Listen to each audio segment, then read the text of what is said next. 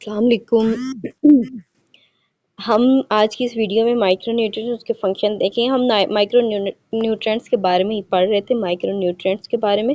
अब micro nutrients उसके functions के बारे में, कॉमन डाइटरी सोर्सेज के बारे में, उसके डेली इनटेक के बारे में। तो हम शुरू करते हैं। हमारे पास पहला है बियोटिन, विटामिन B7। विटामिन B7 के यानी कि बियोटिन के क्या फंक्शंस होते हैं हमारी बॉडी में? Assist the release of the energy from fat, carbohydrates and protein, यानी कि फैट, कार्बोहाइड्रेट और प्रोटीन से जो एनर्जी रिलीज होती है उसको ये असिस्ट करता है। और असिस्ट इन ग्लूकोज प्रोडक्शन, हमारी बॉडी में जो ग्लूकोज प्रोडक्शन होती है, ग्लूकोज पैदा होता है, उसको फूड से लेना, उसकी प्रोडक्शन करना, तो वो इसको असिस्ट कर रहा होता है। उसके बाद हमारे पास बीफ डाइटरी सोर्सेज हैं, कॉमन डाइटरी सोर्सेज हैं। तो हमारे पास कॉमन डाइटरी सोर्सेज हैं beef liver, eggs, salmon, avocados, yeast, whole wheat bread, पोक्स चीज़, यानी कि हमें इन चीज़ों से मिल रहा होता है। बीफ लिवर से, अंडे से, सैल्मन से, एवोकाडो से, यीस्ट से, और जो हमारे पास होल वाइट व्हीट ब्रेड होती है, यानी कि ब्रेड जो सिर्फ आटे से बनी हुई हो, पोर्क से है और चीज़ से।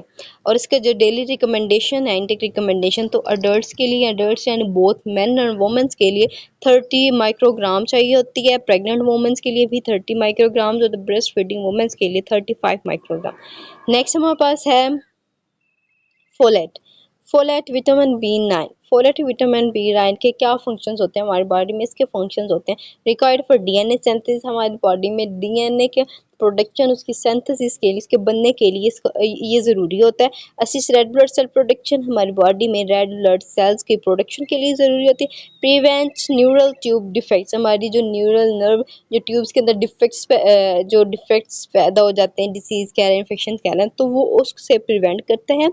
Folic acid found in supplements and the fortified food is more readily absorbed than naturally occurring folate। हमारे पास जो फोलिक एसिड होता है, जो सप्लीमेंट्स और फोर्टिफाइड फूड से obtain होता है, वो ज़्यादा जल्दी absorb हो जाता है एज कम्पेयर टू जो नेचुरली अकरिंग फोलेट होता है।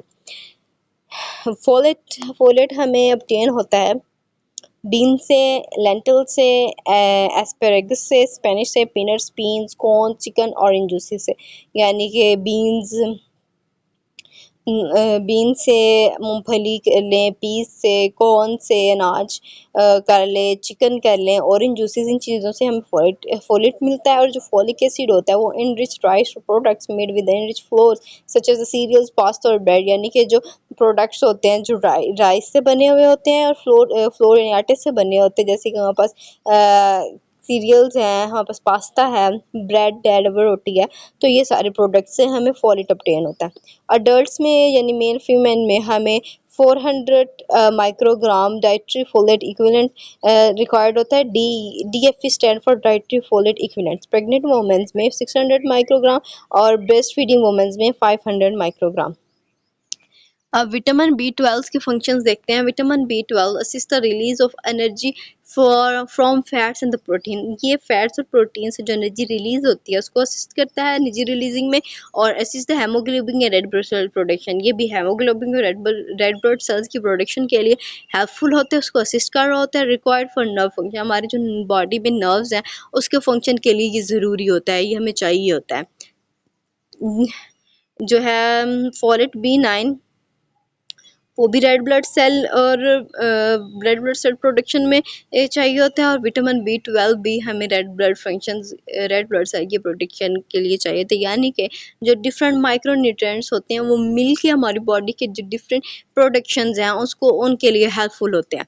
तो इसके सोर्सेज हैं clams, mussels, crabs meats, salmon, beef, rockfish, milk, cheese, egg, chicken, turkey, fortified cereals, ये हमें इन चीज़ों से मिल रहे होते हैं। सैल्मन फिश, सैल्मन एक फ़िश है, तो उससे, बीफ से, मिल्क से, रॉक फिश से, अंडों से और चिकन से और डिफरेंट सीरियल से।